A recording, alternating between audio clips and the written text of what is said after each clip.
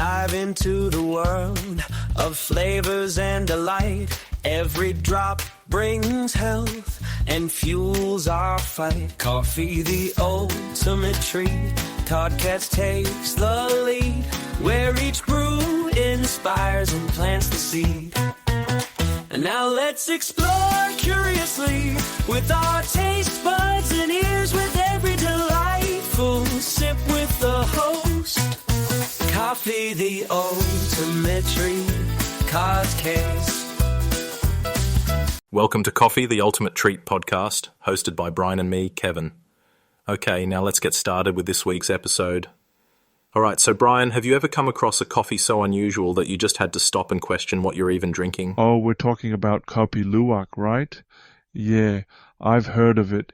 Isn't that the one, the one that involves civets? Exactly. So the story goes like this. In the forests of Indonesia and the Philippines, Asian palm civets, these small nocturnal creatures, pick out the ripest, most pristine coffee cherries to eat. Okay, hold up. That already sounds kind of cool, like nature's coffee sommelier or something. Haha, yeah, you could say that. But here's where it gets interesting. As those cherries pass through the civet's digestive system, enzymes actually break down some proteins in the beans. That changes the chemical composition. And once they're, done, the beans are meticulously collected. Collected? From the forest floor, yes. And before you say it... Oh, I gotta say it? That's wild. It is, isn't it?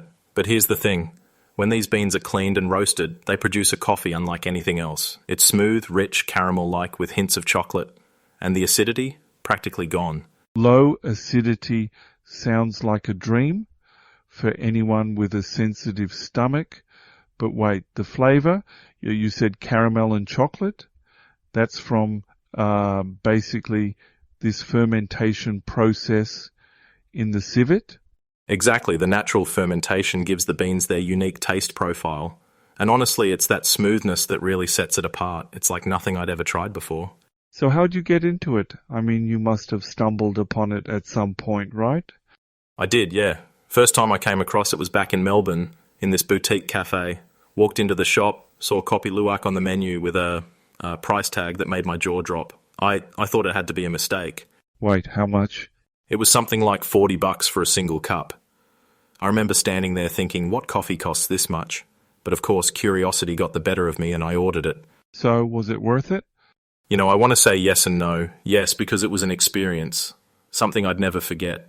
The flavor, the story behind it, it's all so compelling. But at the same time, man, $40 for one cup? It's definitely a treat, not your daily caffeine fix. Yeah, that's fair. But I get it. It's not just about the coffee.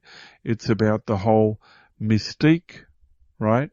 That exclusive luxury feel. Exactly. And the rarity of it adds to the allure. Civets don't exactly churn out massive quantities, It's all very limited, which makes it even more desirable. Right, and for entrepreneurs, that kind of scarcity is gold.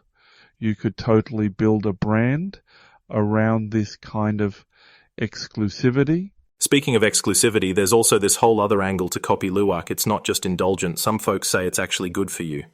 Turns out it's got antioxidants, polyphenols, chlorogenic acid. Basically the superhero compounds in coffee that help neutralize free radicals in your body. Basically like stuff that could mess us up if they're left unchecked, right? Exactly. These antioxidants can lower the risk of chronic diseases, think heart issues, certain cancers, and they keep your cells in tip-top shape.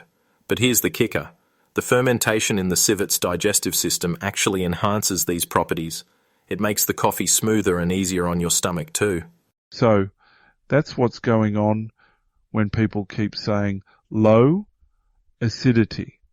It's not just a flavor thing, it's function. Exactly right. A lot of folks with sensitive digestion can't do regular coffee, but Kopi Luwak, it might just work for them because that fermentation dials down the acidity. Interesting. So kind of like having your cake and eating it too. Great taste and better on the gut. Honestly, Kevin, I feel like this could be a game changer for anyone who's into mindful living, Definitely.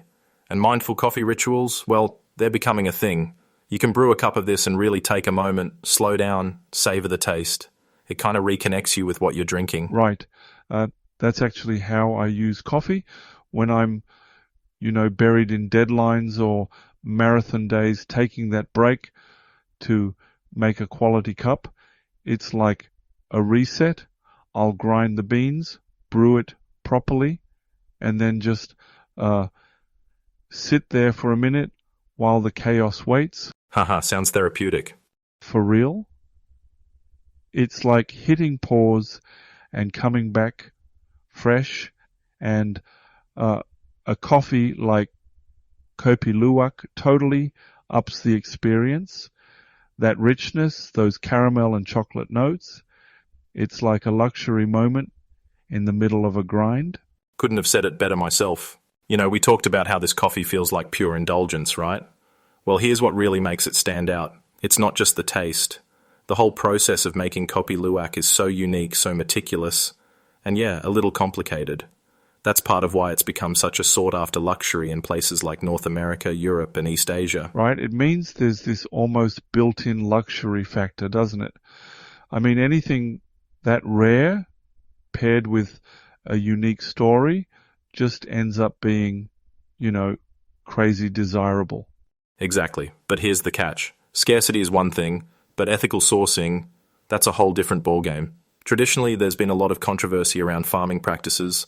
Civets were kept in captivity, often under some pretty poor conditions. Yeah, I've read about that. Not exactly the kind of thing you want to think about while sipping a cup of premium coffee.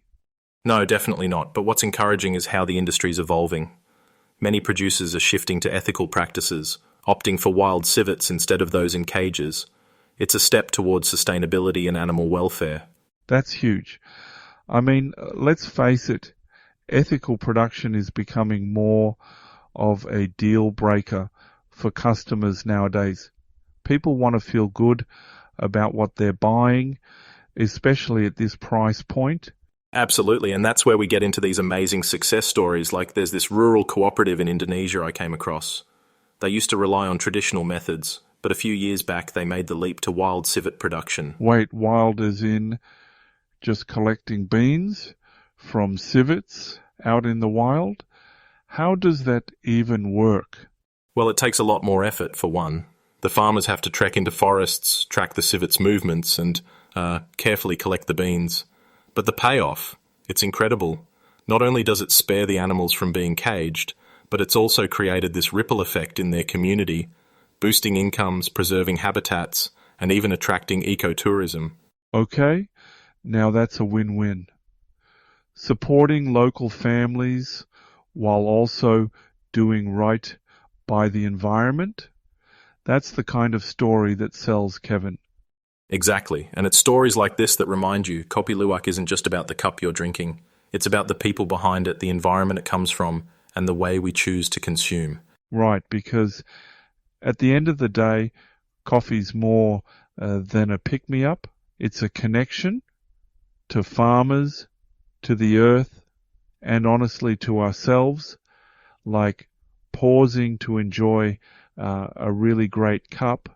That's where the magic is. Couldn't agree more. Honestly, Kevin, this whole Kopi Luwak journey has been kind of eye-opening. From the civet's role to these ethical shifts, it's a lot to think about next time I pour a cup. For sure. And that's why we do this, so we can share these stories and maybe inspire someone to look at coffee in a whole new way. And on that note, that's all from us today. Yes. Thank you for tuning in, everyone. Please share the coffee, the Ultimate Treat podcast, and subscribe if you're not already doing so to receive new, amazing episodes each week. Enjoy your coffee rituals. We'll catch you next time. Thanks for tuning in, it's really sweet. Your ears too were quite the treat. Sipping knowledge in every beat. We hope you found it hard to retreat.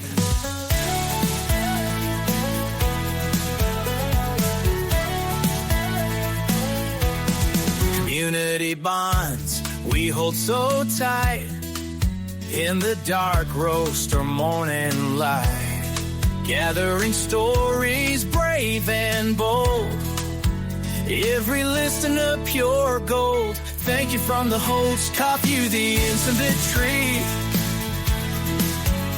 In the dark roast or morning light, gathering stories brave and bold.